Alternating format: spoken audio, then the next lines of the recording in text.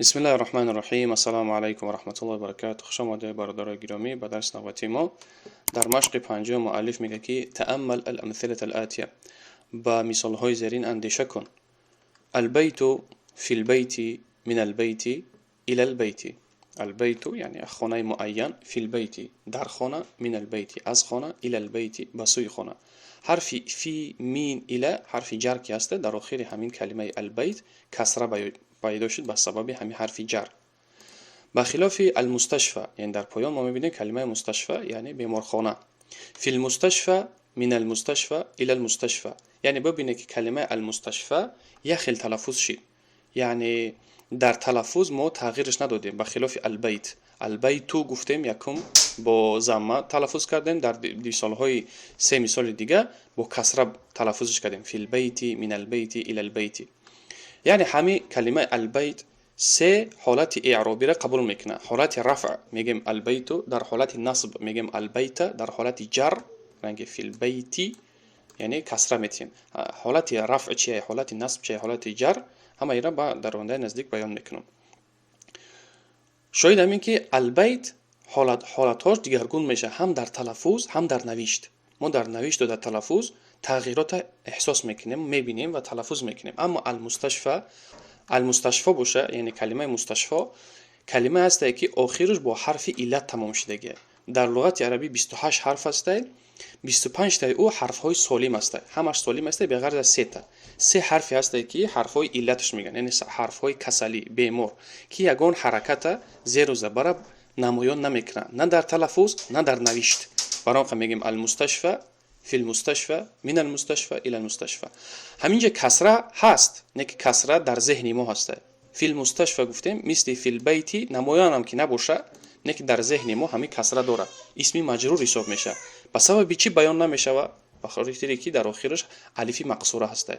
هر اسمی که هر کلمه‌ای که با الف ممدوده یا که الف مقصوره تمام میشه، حرکت ها در او تلفظ کرده نمیشه و نه نوشته میشه. الف ممدوده الف دروازک میگن، نمی الف امریکا، کلمه امریکا الف ممدودهش میگن.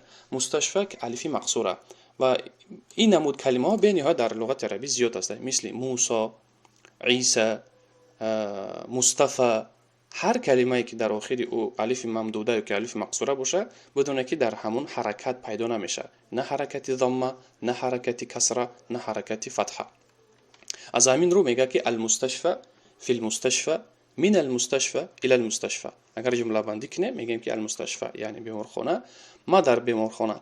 انا فی المستشفى، من از بیمارخانه برآمدم. خرجت من المستشفى، من به بیمارخانه رفتم. ذهبت الى المستشفى. هم خیلی دیگه در امریکا و المانیا، امریکا میشه و المانیا آلمان. امریکا فی امریکا من امریکا الى امریکا. المانیا فی المانیا من المانیا الى المانیا، یعنی فی امریکا در امریکا، من امریکا از امریکا، الى امریکا به سوی امریکا. ببینید که یگان حرکت نمایان نشد. به خاطر چی؟ به خاطر که الف ممدوده الف چه حرفی علت نکای، حرف علت دار است، حرفی کسلی است. سه حرف کسلی گفتیم، حرف الف، واو و حرف یا. خب در دوامش میگه اقرا واکتب، خوان و بنویس. در همینجا شما باید در جای خانگی برادرها کتاب پیچت کنین و بنویسین، مثالای بنویسین. هذا الطبيب من انگلترا، هذا الطبيب من انگلترا. این طبیب از انگلستان است، این طبیب از انگلستان است. انگلترا گفته بودیم که به زبان روسی انگلیه میشه. ذهب حامد الى فرنسا، حامد به فرانسه رفت، حامد به فرانسه رفت. ذهب حامد الى فرنسا. ببینید که الى حرف جر است، فرانسه اسم مجرور، نگفتیم الى فرانسی، به خاطر که در آخرش حرف علت حرکت بیان نمیکنه، حرکت نمایان نمیکنه. محمود مریض، محمود بیمار است. هو الان فی المستشفى، او عین حال در بیمارخانه هست. هو الان فی المستشفى، الان و زبان تاجیکی الان هم میگن، او الان در بیمارخانه است گفته میتونیم. هو الان فی المستشفى، او عین حال در بیمارخانه هست. فی حرف جر، المستشفى اسم مجرور، پس میگیم کسره کجاست؟ کسره نمایان نمیشه. به خاطر چی؟ به خاطر که الف مقصوره در آخرش هسته و الف مقصوره حرفای علت و حرف علت هیچ حرکتی را نمایان نمیکنه. چهارم ذهب عبدالله من المانیا الى انگلترا. عبدالله از آلمان به سوی امریکا رفت. ذهب عبدالله، عبد مضاف، الله لفظ جلاله مضاف الیه، من المانیا الى انگلترا. عبدالله از آلمان به سوی امریکا رفت. پنجم هذا الكتاب لعیسی و ذلك الكتاب لموسی. این کتاب از آن عیسی است و این کتاب از آن موسی است. یعنی ببینید که عیسی پیش از حرف لام خوش کردن عیسی میگیم، بعد حرف لام خوش کردن عیسی میگیم، لعیسی. بخلاف عباس ما چی میگفتیم؟ هذا الكتاب لعباس، هذا الكتاب لمحمد، هذا الكتاب لخالد مثلا. یعنی کسره بیان میشه، نمایان میشه، هم تلفظ میشه هم نمایان میشه. اما در لفظ در اسم عیسی، در اسم موسی بیان نمیشه. برای چی؟ برای که در آخرش الف ممدوده هست، الف مقصوره هست. الف مقصوره که جایگیر شد در اون یگان حرکت نمایان نمیشه. هذا المهندس من امریکا. این مهندس از امریکا است. هذا المهندس من امریکا. یعنی همین کتابت خودتون، املای خودتون میخوای اگر درست کنه در همین جای خالگی همینا را نویسه. و این قاعده را باید بگیره که هر اسمی که با الف ممدوده یا که الف مقصوره تمام میشه در او یگان حرکتی نمایان نمیشه. ششم میگه که اقرا، بخوان. السبورة أمام الطالب وهي خلف المدرس. السبورة أمام الطالب وهي خلف المدرس. تخته نوشت یا که به زبان روسی دوسکا. السبورة کلمه نو.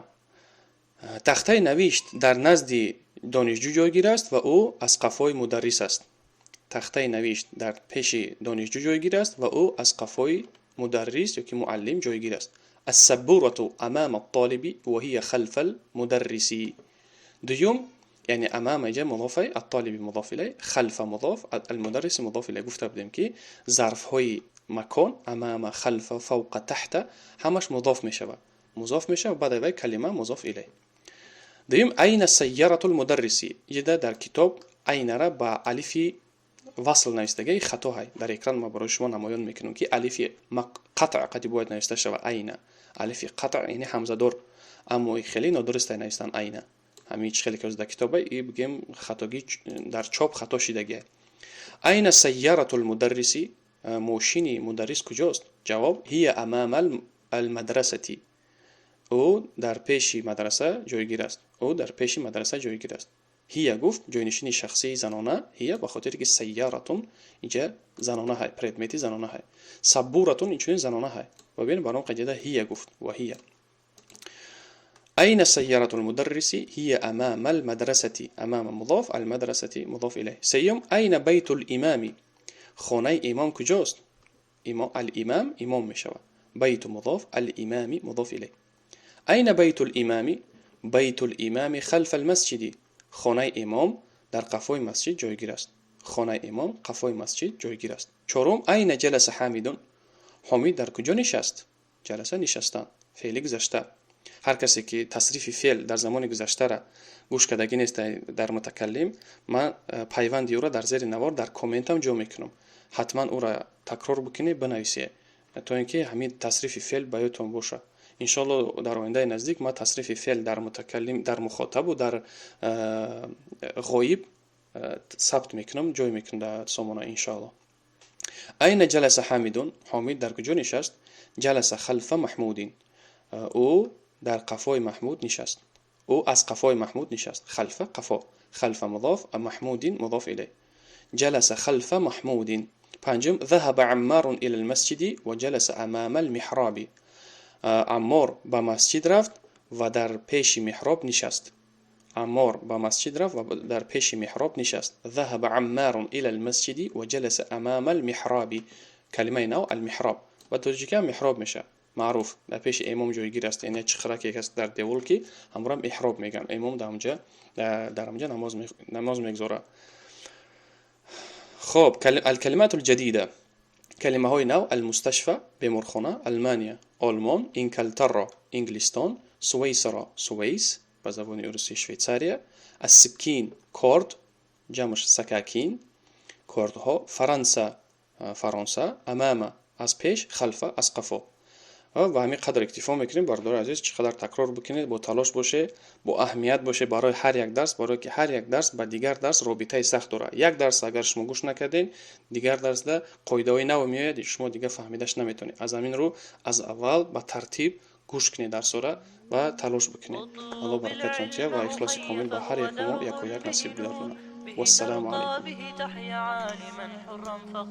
اطلب العلم أخي فهو درب به نور، به ترقى به تحيا عالما حرا فخور. اطلب العلم أخي فهو درب به نور، به ترقى